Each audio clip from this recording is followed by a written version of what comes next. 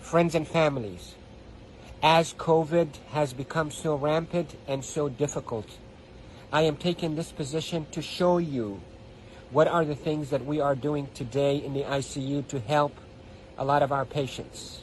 If you look at my feet, you look at my knees, my elbows, and my position. We are now in a difficult situation. We're having a hard time really delivering oxygen to our patients.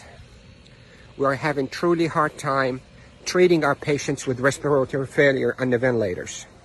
So what I showed you is one of the maneuvers that will help you move the oxygen into your lungs and move your lung secretions.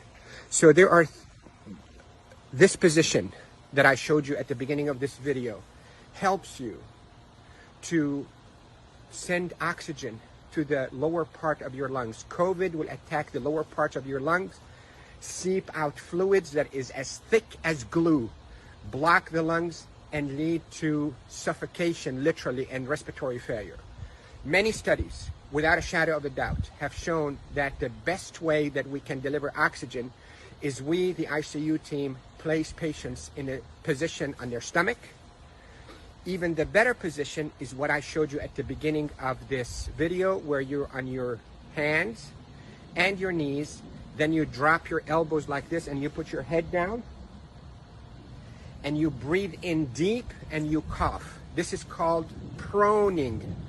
Proning, P-R-O-N-I-N-G, proning position. That position, search it on the internet so you'll see even more illustrations and details, but that position is extremely effective in mobilizing all that gunk and thick secretions, glue-like secretions out of the bottom of the lungs, which is the bigger part of the lungs, out so you can cough it up. And that will recruit your lungs and protect your lungs from suffocating with COVID. The hand washing, don't pick your nose, masks is extremely essential, and there are a lot of people who are talking about it, but what I'm talking to you about is from the heart of the intensive care unit. Yesterday was a sad day. We called it a D-Day. You hear about the D-Day in World War II? This is a D-Day for our ICU team. A lot of deaths occurred yesterday in our hospital from COVID, and it's not a joke, and it's not a hoax, and I can tell you we're not fabricating the data.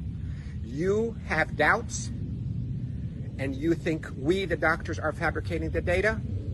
You're entitled to that thought. Call me. I will take you and show you how people are unnecessarily dying because of this virus. So, to protect you if you get a lung complaints from that COVID, lay down on your stomach as much as you can, 8, 10, 12 hours a day.